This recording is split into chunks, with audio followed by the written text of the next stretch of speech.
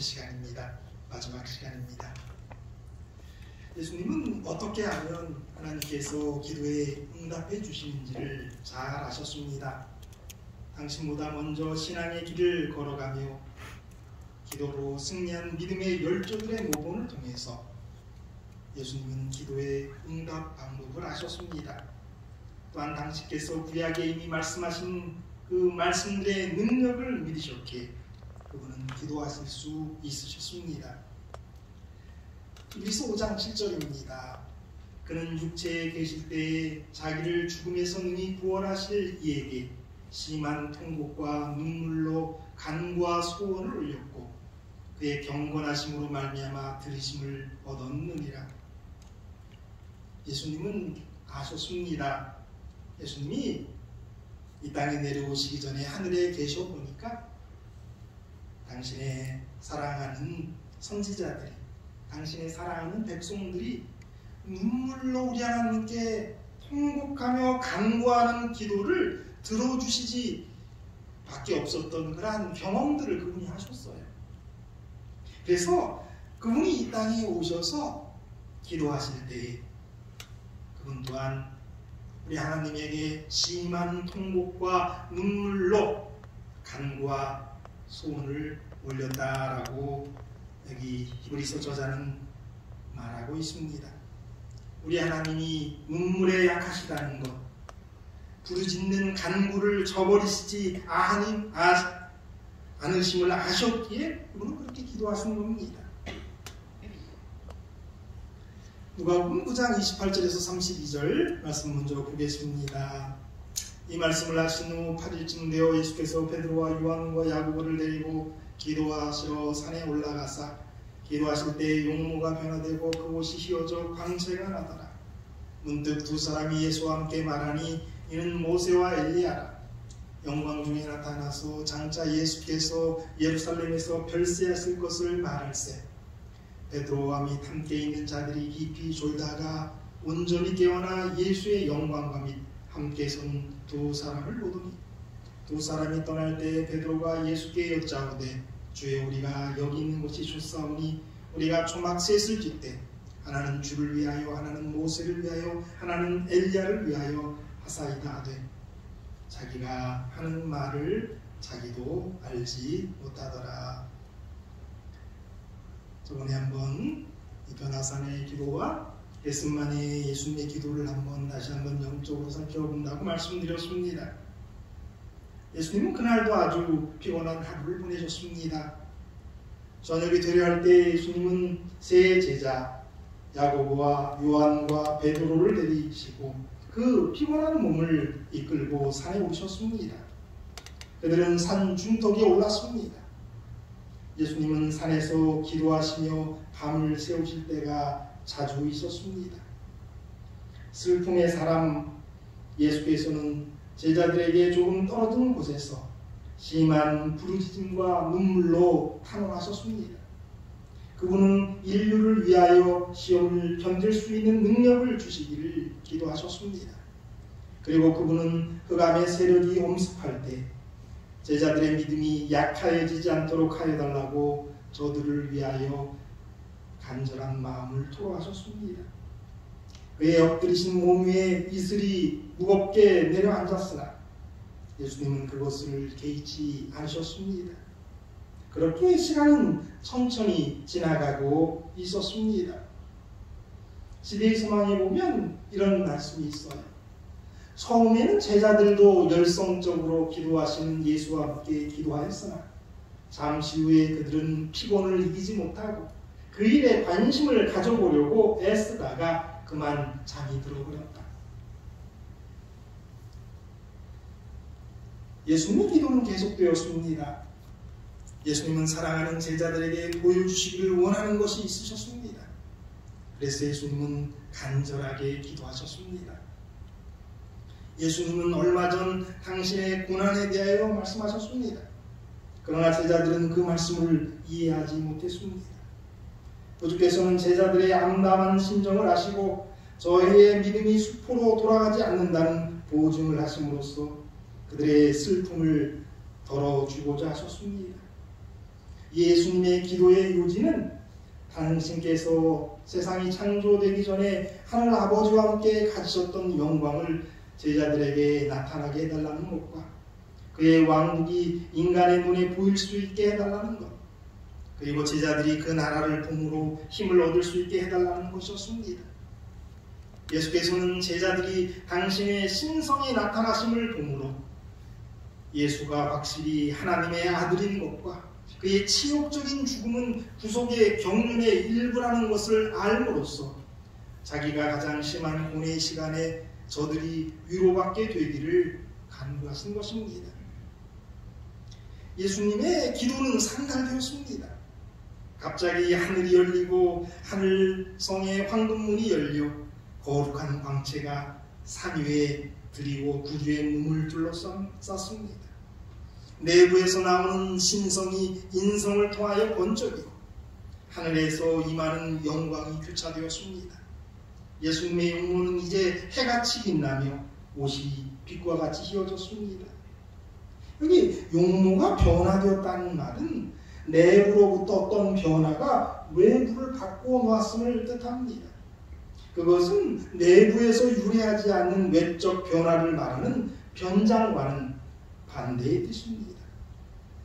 우리는 변장하기를 좋아합니다. 어쩌면 우리는 그렇게 하기를 좋아할까요?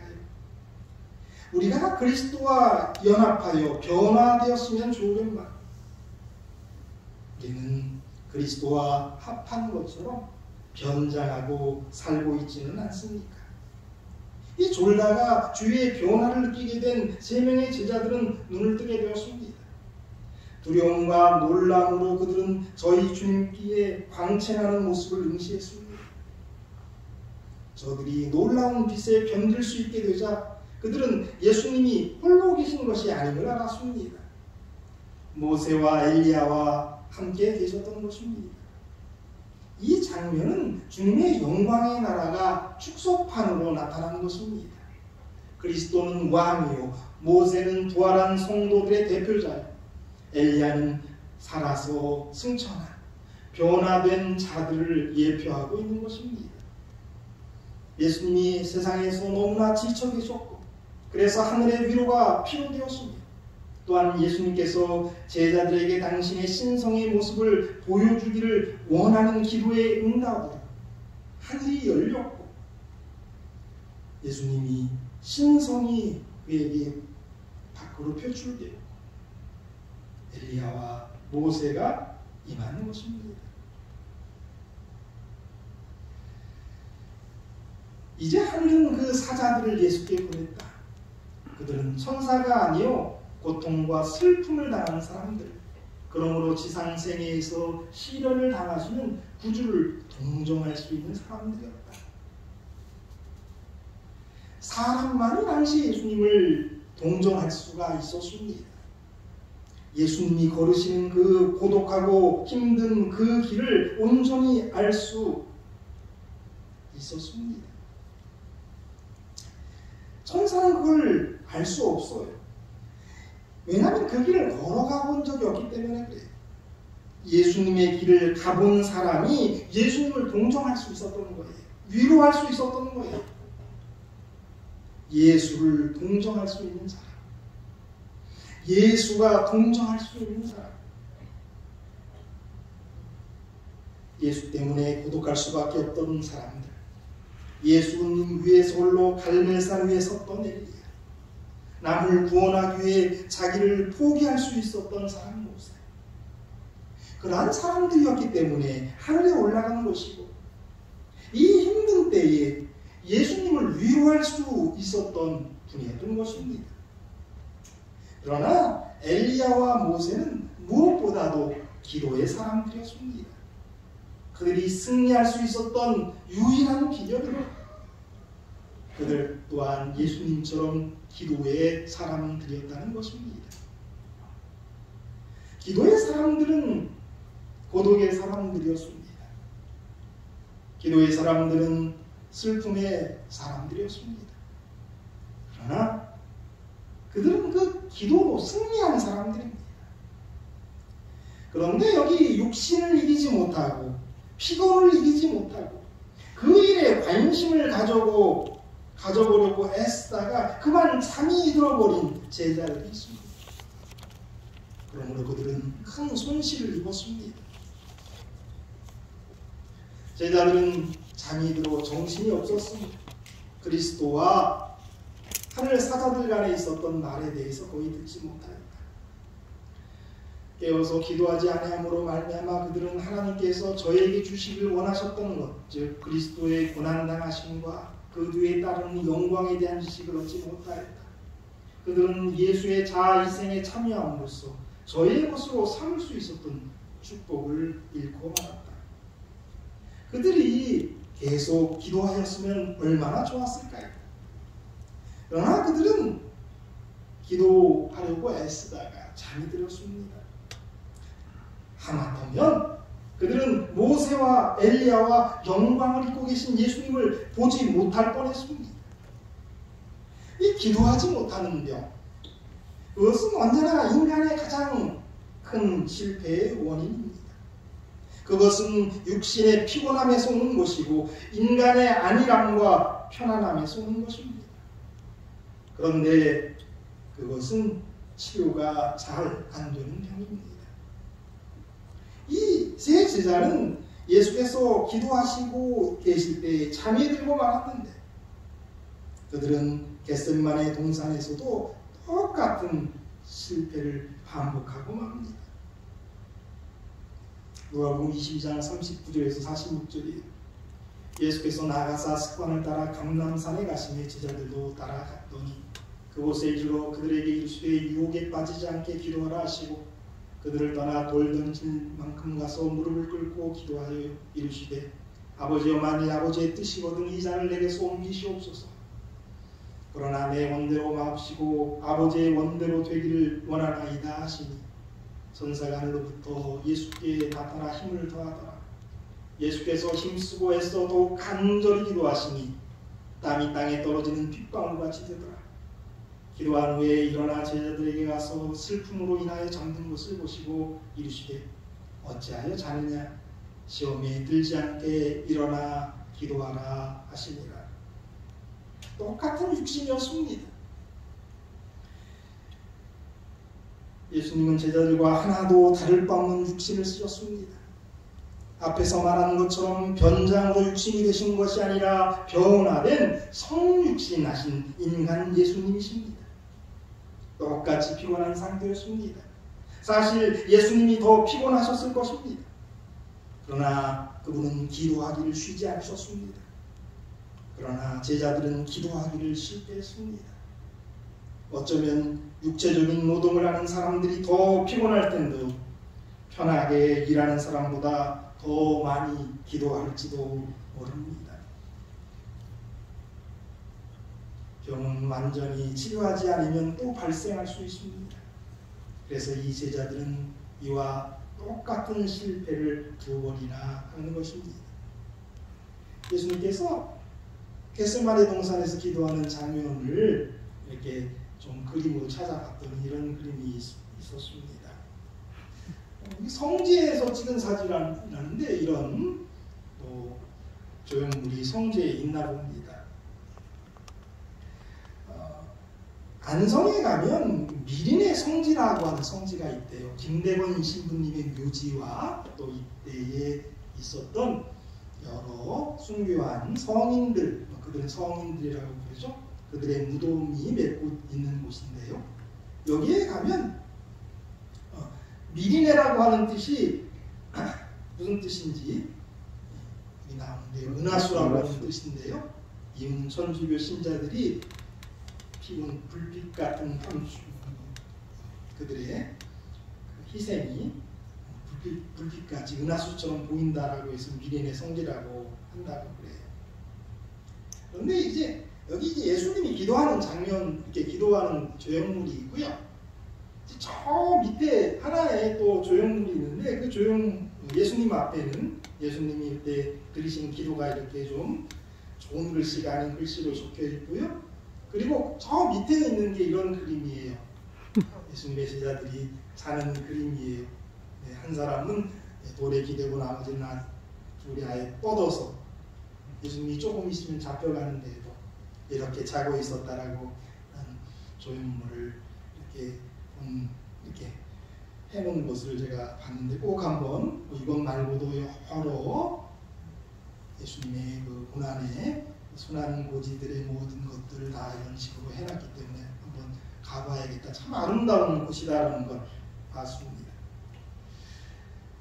내일 죽게 생겼는데 예수님이 기도하셔요. 그런데 이 누가복음에 보면 재밌는 하나의 표현이 나와요. 예수께서 나가사 습관을 따라 감난산에 가시매 제자들도 따라가고 이렇게 말합니다.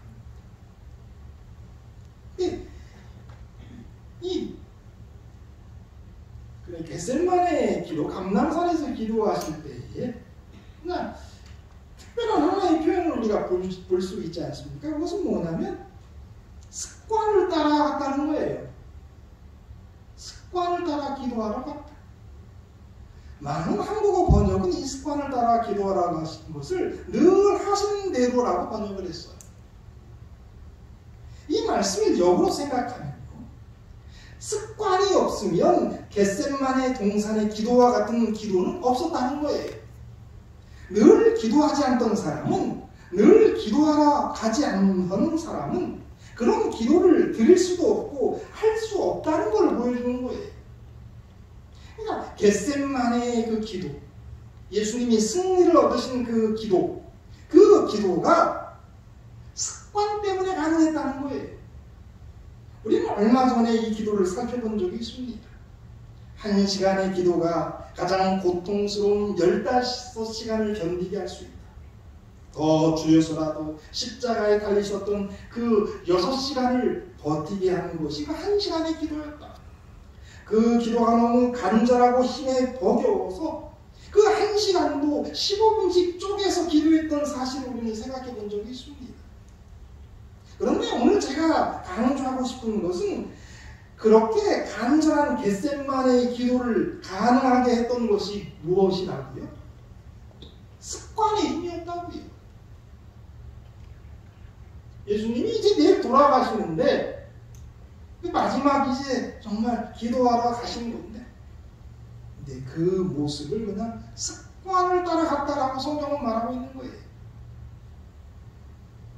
그날 밤에 당신의 제자들에게 팔려가고 다음날 새벽부터 온갖 모욕 속에서 재판받으러 여기 저기 끌려다니시고 십자가에 달리시고 돌아가실 것인데, 그렇다면 그 얼마 남지 않은 시간을 우리 같으면 마지막 생을 즐겨야 한다고 여길 것입니다.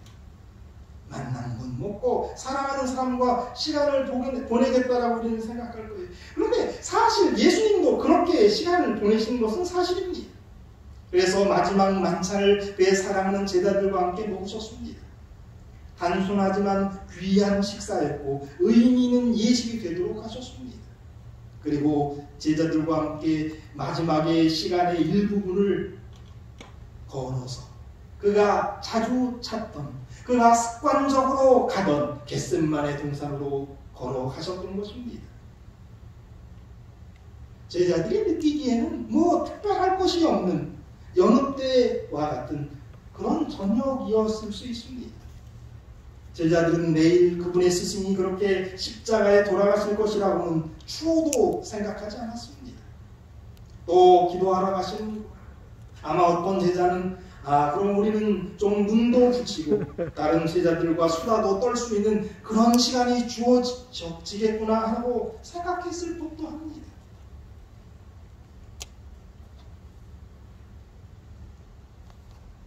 예수님은 그 마지막 밤을 습관적으로, 습관을 따라 늘 하던 대로 기도하러 가시는 거예요.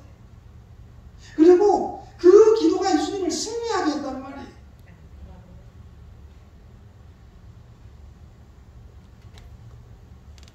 사실 1절에 보면 그곳에 이르러 제자들에게 유혹에 빠지지 않게 기도하라고 말씀하십니다. 예수님께서는 그곳이 즐겨 기도하는 곳이었던 것입니다. 그래서 이 40절에 제가 그걸 빼먹었네요. 그곳에 이르러 그들에게 이르시되 유혹에 빠지지 않게 기도하라 하시고, 예수님에게는 특별히 즐겨 기도하시던 그 곳이 있었던 것이 분명합니다. 그리고 그들에게 기도하기를 특별히 유혹에 빠지지 않게 기도하라고 요구하셨습니다. 그러니까 예수님에게는 늘 기도하시던 그곳이 있었어요. 습관을 따라 기도하러 가셨고 그곳에 이르러서 기도하셨단 말이에요. 예수님은 기도해야 할 때 기도하기를 원하십니다. 그분은 기도할 수 있을 때가 있음을, 기도가 필요할 때가 있음을 우리에게 말씀하셨습니다. 그분은 겟세마네 동산에서 제자들에게 기도하기를 요청하셨습니다. 그리고 잠에 빠져있는 제자들을 깨우기로 하셨습니다. 몇 번이고 말입니다. 그러나 시간이 흘러 이제 때가 찼을 때에는 더 이상 기도하라고 말씀하지 않으셨습니다. 그래서 예수님께서 세 번째 오사 말씀하셨습니다. 공동번역에 있는 말씀 보겠습니다. 예수께서는 세 번째 다녀오셔서 아직도 자고 있느냐? 아직도 쉬고 있느냐? 그만하면 넉넉하다. 자, 때가 왔다. 사람의 아들이 죄인들의 손에 넘어가게 되었다. 그만하면 넉넉하다. 뭐 이제 더 기도할 필요가 없다라고 얘기하셨어요. 그러면서 그분은 아직도 자고 있느냐, 아직도 쉬고 있느냐라고 제자들에게 말씀하셨습니다. 이 말씀 그대로 참으로 우리들은 아직도 기도를 쉬고 있지는 않습니까? 아직도 영적으로 자고 있지는 않습니까? 우리가 변장한 그리스도인이 아니라면 우리는 믿음의 열조들이 기도에 실패하지 않았던 것처럼 우리도 기도에 실패하지 않을 것입니다. 우리가 예수님처럼 닮기를 원하는 그리스도인이라면 예수님처럼 기도하는 것이 습관화가 되어 있을 것이고 아마 기도하는 그곳이 있을 것입니다. 우리가 변화된 그리스도인이라면 우리는 기도할 것입니다. 그러나 반대로 우리가 변장한 그리스도인이라면 우리는 기도하는 데 실패할 것이고 넘어질 수밖에 없는 그런 존재들임을 우리는 기억해야 합니다. 아직도 자고 있느냐? 아직도 졸고 있느냐? 아직도 쉬고 있느냐? 예수님은 모든 사람들을 동정하시고 위해 기도하시겠지만 기도의 사람만이 예수님의 동정을 받을 수 있습니다. 왜냐하면 기도의 사람만이 예수님의 위로와 사랑과 능력을 받기 때문에 그렇습니다. 기도의 사람은 자기 십자가를 지고 걸어가는 사람들입니다. 그렇게 고난의 길을 걸어갑니다. 예수님처럼 말입니다. 그러나 그러한 고난의 길, 홀로 걸어가는 그 길, 그러한 길을 가셨던 예수님의 동정을 받을 수 있기 때문에 기도의 사람은 승리할 수가 있습니다. 아직도 자고 있느냐? 아직도 졸고 있느냐? 아직도 쉬고 있느냐? 예수님은 오늘 우리에게 이렇게 질문하고 계십니다. 기도하지 않는 그러한 우리의 고질병 우리가 좀 해결해야 될 줄 압니다. 다시 한번 변화산에서 이 변화산으로 한번 우리의 시선을 다시 옮겨보십시다. 처음에는 제자들도 열성적으로 기도하시는 예수와 함께 기도하였으나 잠시 후에 그들은 피곤을 이기지 못하고 그 일에 관심을 가져보려고 애쓰다가 그만 잠이 들어버렸다. 이 세 제자는 그래도 졸다가 일어났기에 그 영광의 장면을 보았습니다. 그들은 선잠을 잤기 때문에 그렇습니다. 왜냐하면 그 일에 관심을 가져보려고 애쓰다가 그만 잠이 들어버렸기 때문에 그렇습니다. 그러나 오늘 우리는 그러한 기회가 우리에게 주어진다 할지라도 그렇게 일어나지 못할지도 모릅니다. 왜냐하면 제자들은 처음에는 열심히 기도하였고 그 일에 관심을 가져보려고 애쓰다가 그만 잠이 들어버렸으나 우리들은 그러한 열성도 관심도 없이 잠이 들어버렸을 수 있기 때문에 그래요. 로마서 13장 11절입니다. 또한 너희가 이 시기를 알거니와 자다가 깰 때가 벌써 되었으니 이는 이제 우리의 구원이 처음 믿을 때보다 갖고 왔습니다. 성경은 자는 것 자체를 문제 삼지 않아요. 잘 수도 있습니다. 그러나 깰 때 깨야 한다라고 말하는 거예요. 그때 기도해야 된다라고 말하는 것입니다. 그냥 기도하는 것이 아니라 오늘의 말씀을 적용한다면 기도가 습관이 되어야 하는 거예요. 기도하러 가는 것이 습관이 되어야 합니다. 기도하는 장소, 그곳이 있어야 합니다. 그렇게 기도가 습관이 되지 않으면 기도로 능력받는 일과 기도를 통해서 유혹에 빠지지 않는 힘을 얻을 수가 없습니다. 습관되지 않으면 기도해야 할 때 기도하지 못한단 말입니다. 기도해야 할 때 기도하지 못한다면 그 결과는 승리가 아니라 죄와 사탄에게 굴복하게 되어 있습니다.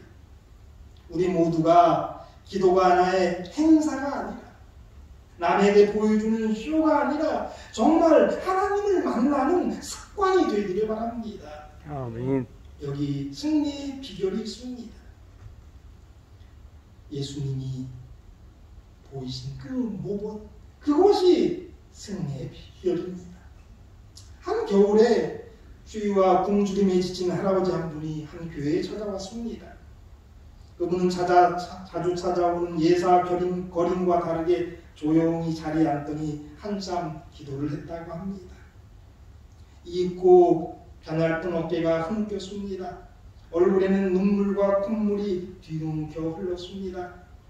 그분이 몹시 허기져 보여 우선 라면이라도 하나 끓여드리겠다고 청했더니 조용히 고개를 저으면서 목사 양반, 라면은 그만두고 기도를 끓여주려 하시는 것이었습니다. 순간 그 목사님은 흠칫 놀랐습니다. 기도를 끓여달라는 그 말 속에서 형언할 수 없는 많은 것을 느꼈다고 합니다. 인간이 삶의 극한에 처하면 현실 때문에 절망하기보다는 오히려 자신의 영혼을 돌아보면서 괴로워하게 된다는 것을 깨달았다는 것입니다. 목사님은 떨린 마음으로 할아버지의 그 부르뜬 손을 잡고 기도를 했습니다. 당신이 긍휼과 위로가 고달픈 나그네 된 인생에게 넘치시기를. 그것은 할아버지를 위한 기도라기보다는 할아버지한테 비해 형편없이 떼먹고 가련한 자신의 영혼을 고백하는 기도였다고 목사님은 고백합니다. 그분은 라면 몇 봉지를 받아들고 종충의 교회를 떠나갔습니다. 시간이 흘수록 이 목사님이 그 머리에 떠오르는 것은 그분은 거린의 모습으로 나를 찾아오신 주님이었다는 생각이 든다는 것입니다. 오셔서 나 때문에 지치고 상처난 당신의 외모만큼이나 불쌍한 나의 모습을 여지없이 보여주셨다라고 생각하고 계시는 것입니다. 여러분, 기도를 끌어보셨습니까? 어떻게 기도하는 것이 기도를 끓이는 것일까요? 그런데 이 마지막 시대는 바로 이렇게 기도를 끓이는 시대가 되어야 합니다. 우리의 뜻은 미지근하고 맥없는 기도를 그만두고 우리의 기도를 끓여야 할 것입니다. 그것도 계속 예수님 오실 때까지 끓여야 할 것입니다. 예수님이 어떻게 기도하셨습니까? 적어도 변화산에서와 겟세마네의 기도는 분명 우리가 시작할 때 보였던 말씀과 같은 그러한 기도를 하셨을 것이 분명합니다. 그는 육체에 계실 때 자기를 죽음에서 능히 구원하실 이에게 심한 통곡과 눈물로 간과 소원을 올렸고 그의 경건하심으로 말미암아 들으심을 얻었느니라. 예수님이 이 땅에 계실 때에 아마 그 할아버지가 원했던 것처럼 눈물과 통곡으로 기도를 끓여서 우리 하나님께 드렸던 거예요. 예수님의 기도의 특징은 간단합니다. 예수님의 기도 생활은 기도에 습관합니다. 습관을 따라 늘 하던 대로 기도하셨다는 거예요. 그리고 그분에게는 기도하는 그 장소, 그곳이 있었다는 것입니다. 예수님의 기도에는 열렬함이 있었습니다. 정말 끓이는 그런 기도를 하셨단 말이에요. 사랑하는 여러분, 우리의 기도가 예수님의 기도 생활처럼 되기를 바랍니다. 아멘.